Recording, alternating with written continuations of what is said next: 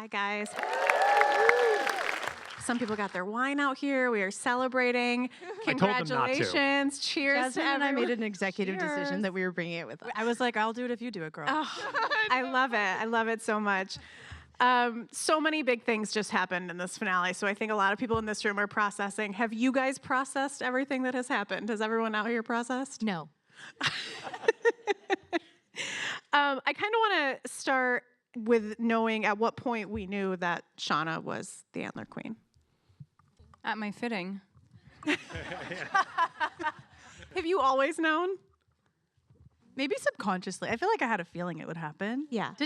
I knew that Natalie was too good to be the Antler Queen. Ooh. There was too much humanity within her. You need to be darker. Okay.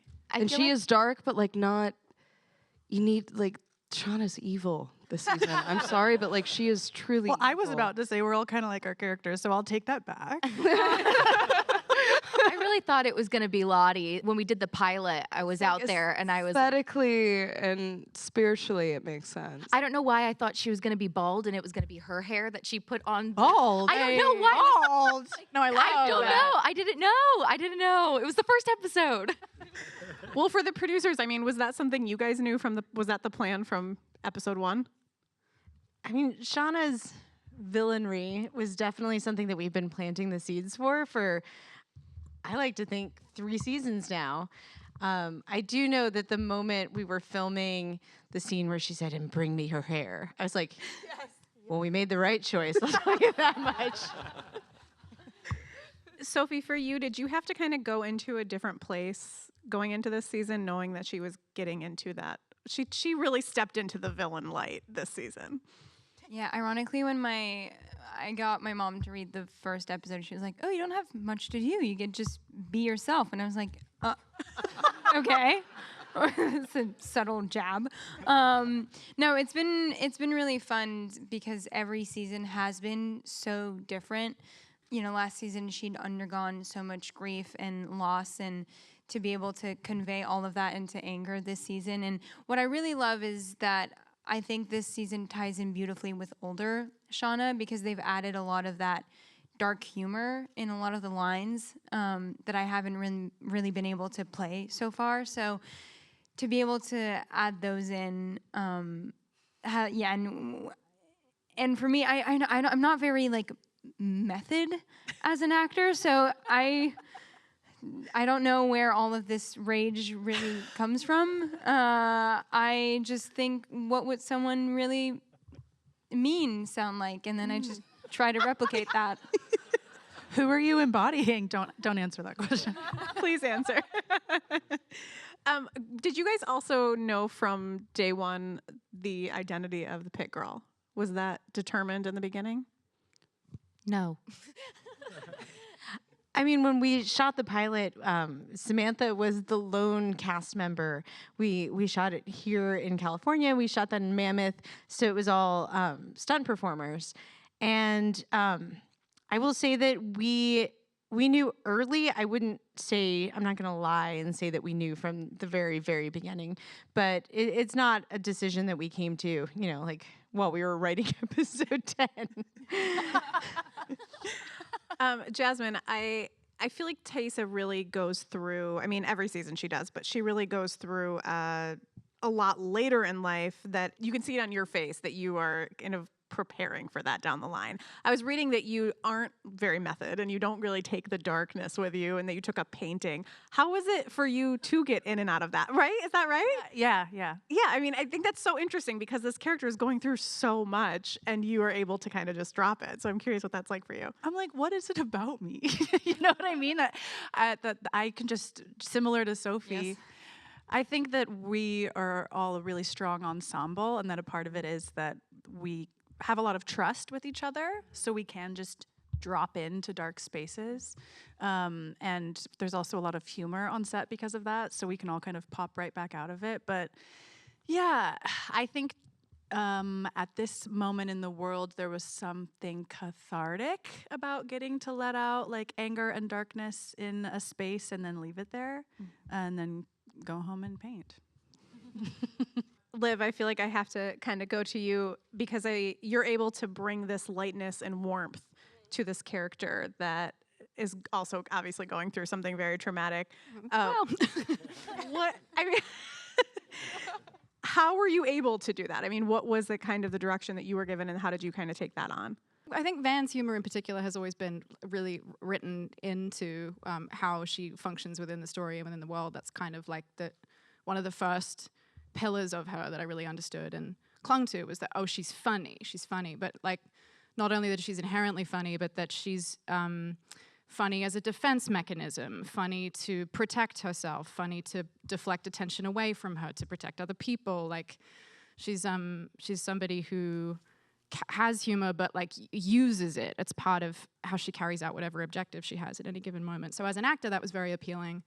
And then I think in general, I'm really drawn to characters who use humor to like mask or deflect or disguise what's actually going on with them. Even as an audience member, I'm really interested in characters like that. So that's something I've always really enjoyed about Van. Yeah, absolutely. Was that something for you guys that you kind of wrote into that as well, and that was the focus for Van? Yeah, I mean, I Can Live obviously has like such incredible timing and kind of talent, and so just you start to like hear the character's voice kind of differently, kind of after it's embodied, and it just starts to steer you towards like a certain kind of register, and that was very much kind of the register that we found there. Yeah, absolutely. All right, Courtney, let's talk about Lottie.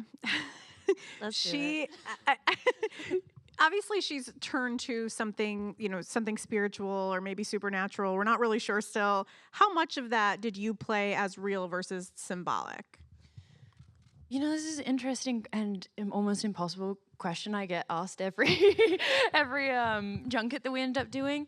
I have an answer for myself, but I feel like with Lottie, they've written her so magnificently that she walks this line of, is it the wilderness? Is there something going on well? Are they unwell? They are. But that it's a fun little dance that I get to do in between. And also I feel like Lottie is I feel very intuitive when I just go on set. I haven't made decisions a lot of the time, and I don't know if it's like the Lottie woo-woo of being like, we're gonna go this way in the scene, and that's kind of the way it goes. Makes sense. Does your answer change? Do you feel like over the seasons, because you said you've got asked that a lot, understandably, because Lottie has, but has that changed? No, it's been the same. No, I've rehearsed that answer. I love it. All right, Sophie Thatcher, let's turn to you, because we obviously got a big moment at the end with Natalie, but the last couple episodes, I mean, she's really done some crazy things in the best way. One of the biggest, though, was ending Coach Ben's life. So I want to talk about that and emotionally what it was like for you to prep for that. And as a character, I mean, knowing that that's going to have consequences within the group. Yeah, I mean, it was such an incredibly vulnerable moment, and we all love Steven so much, and he feels like family.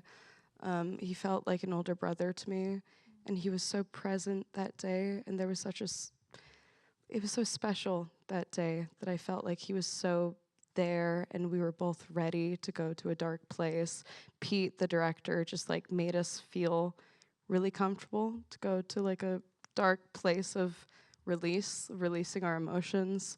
I don't know. I was just really lucky to work with Steven in that moment, because I've never seen him so vulnerable, that I felt like I could be so vulnerable.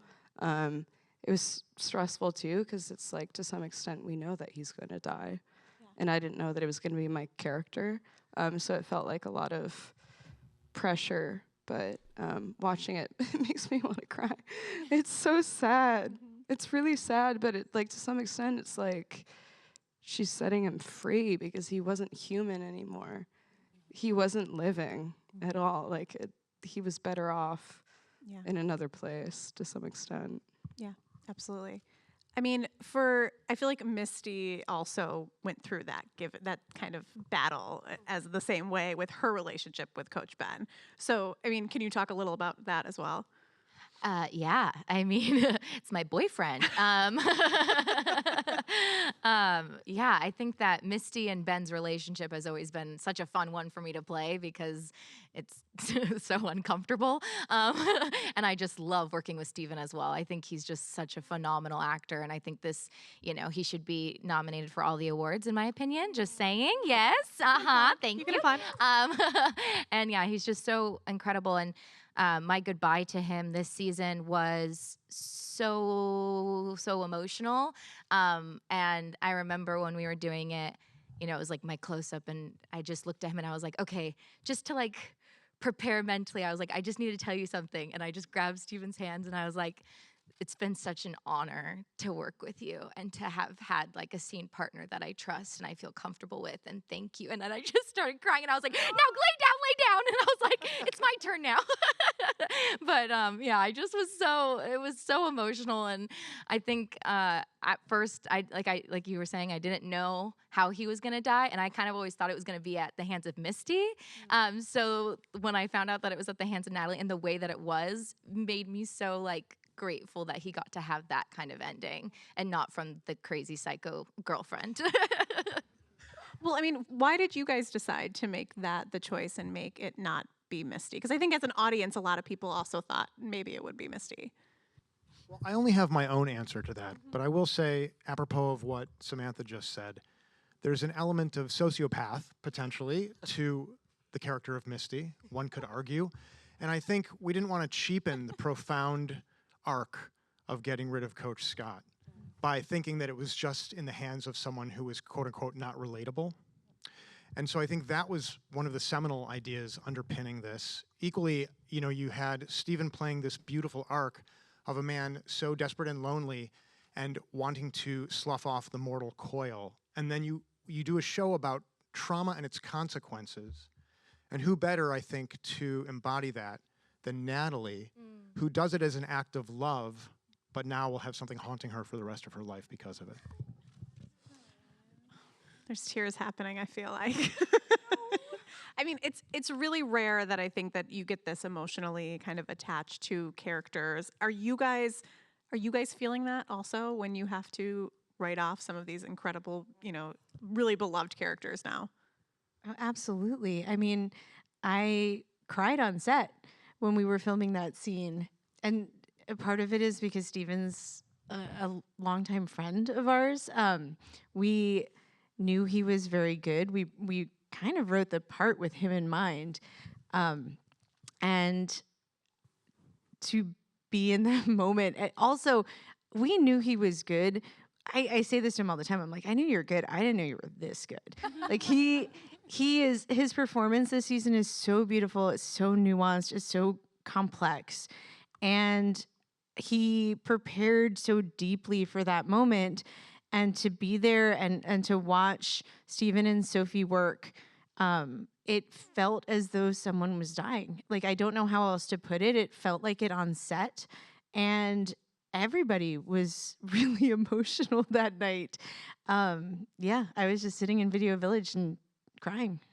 Yeah, and I mean, just to add, I mean, that's the way it felt in kind of, kind of every single cut. It was just so sort of like potent and powerful because it's just, there are these moments kind of in the show where it just really, it kind of viscerally, it kind of hits you like what these kids, kind of went through. And it's just like, yeah, like this is what kind of survival kind of looks like. It's like the kind of emotional cost of doing what you think is right when there isn't really enough time or kind of safety to like really kind of work it out. Yeah, I mean, I believe that we as writers, we create characters, and then as actors, you create people. And I get really attached to those people. So yeah, it's an incredible alchemy that happens in the interim between script and screen. And we are so grateful to have such incredible actors on this show. Absolutely. Yeah, I think just in casting the show, it was such an exciting challenge to match, the present day characters with this incredible ensemble, not only visually, but also energetically. And what's been so exciting about this journey is watching how each of these incredible performers has taken the character that was written and conceived of by this team and then made it so deeply their own. But beyond that, the way that life imitates art and art imitates life, like the relationships between the performers and the way in which the real life fondness and respect influences how they are on set with each other has just been one of the most incredible parts of the experience, for sure. 100%. For the cast, I want you guys to kind of talk about what it was like bringing in a few new faces to the wilderness, because we obviously got a new group and that really mixes up the dynamic, changes things up on screen, but I would assume on set that also mixes things up because it's new people in the group. Those poor people. Yeah, well, we like screamed at them the first day. We're like, new people. Yeah, talk about like art imitating life. Like we've been working on the show this long, and like because of the conceit of how the story works, we don't have new faces introduced to the mix. Like there are not like recurring characters who come in and leave. It's like we've just been hanging out with us. So it was wild. Yeah, we were not acting. No, When they arrive and we're like, hi. What do we do with you? Yeah, that's how we felt. We were like, they probably think we're so weird. We're just like screaming around, and then someone else is like, they know what show they're on. We're like, no, but it felt so strange. even Immediately put some accents in my interpersonally. head. Yeah, but truly, like even when we weren't filming, like just sitting in the tent being like, hi. Hi, it's nice to meet Also, you. we were like, you're all like adults. That's so weird. So strange. Does anyone beside me find it troubling that, Courtney, you think the worst thing you did was scream at the character? a little disturbing. I think the axe was like the best thing she did also. For you guys, were you excited to bring in, I mean, was that kind of an exciting thing for you guys to bring in and mix up the younger group with some new people? Because I think with the adult cast, it's a little easier to intertwine new people into the world, whereas this, it's very different. Yeah, I mean, we're not casting bartender in the wilderness.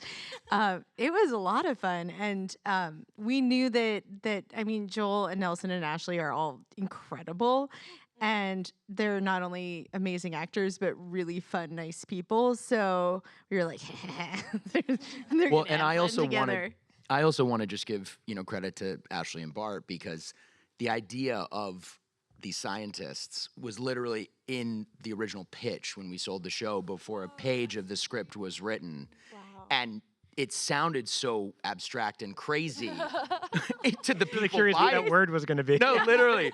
They're like, there's going to be these crazy screams in the woods, and everyone's going to think it's this demonic thing, but it's actually going to be revealed to be frogs. And these scientists are going to be part of their rescue. And seeing the look on the faces of the people that were hearing this pitch, they were like, what? But it works, Yeah. and they nailed it. I remember being in a room with you and Jackie Cesario, and this was years and years and years ago. We had sold the pitch, and we're about to take it out to network, and they're like, okay, let's hear what else you've got, because obviously you pitch, the 20, 30-minute version. And we were like, okay, so there are these screams and then these frog scientists. And they were like, what? They're like, what did we buy? I love that so much. I feel like we may almost be out of time. I'm not 100% sure, but we're gonna keep going until they stop me, because I know we have the rest of the cast to also bring out. But I want to ask you guys, I mean, how much are you talking about the future for season 4, if a potential season 4? I mean, We'd all like to know. Yes. So I'm curious how much is the cast? we would been all told? like to know, but Yes. I mean, we in the writers' room have talked when we're in the writers' room for season 3, we're talking about season 4. You have to while you're developing a season, because if you don't have any idea where you're going, then I don't know what you're doing. So we obviously have ideas. We have not necessarily shared a lot of them with the cast. We're just I like it. Yeah. I like that it's like a mystery for us. as Brittany, well. Sorry. We're not No, trying to torture them. It's that, we don't ever like to tell any of you anything until it's concrete, because things can change for so many reasons. It can change because of, you lose a location, or there's just so many factors involved. So we never want to tell anybody here like, oh, you're definitely going to do this, and then something changes and it's like, wait, what now? So, also we do like to torture them. I mean, as actors, do any of you like to know as far ahead as possible, or do you like to know the episode you're shooting? It really varies. Yeah. I like not knowing. I feel like our characters don't know, so why should we? But what's funny is I think that we all actually like not knowing, but we also all like The fans in sneaking us. info out of people. We definitely are never on set being like, "Hey, makeup, what's happening next episode?" You know what I mean? See, I like to know everything. I want to know it all. I want to know, but it is nice to have that surprise at the same time. But when it comes to my character specifically, I want to know everything that I can. We all become fans, I think. Like while we're working on the show, it's like, well, I heard later this is happening, and then I'm not supposed to know this, but I do. But don't tell Yeah, me. whenever they put like someone in the pink Converse, we're like, it's you. It's you. You're screwed. Good luck. It's actually really fun on set when a new script comes out because everybody's just sitting there reading it. Oh yeah, on a bent over on a The one time it's quiet. It's kind of amazing. So I guess last season we saw a very short snippet of the girls getting off the plane when they got rescued. We didn't get to see that post-rescue during season 3 at all. I thought maybe because it was season 2, we would in season 3. Is that if you do get a season 4, is that going to be something we'll see then?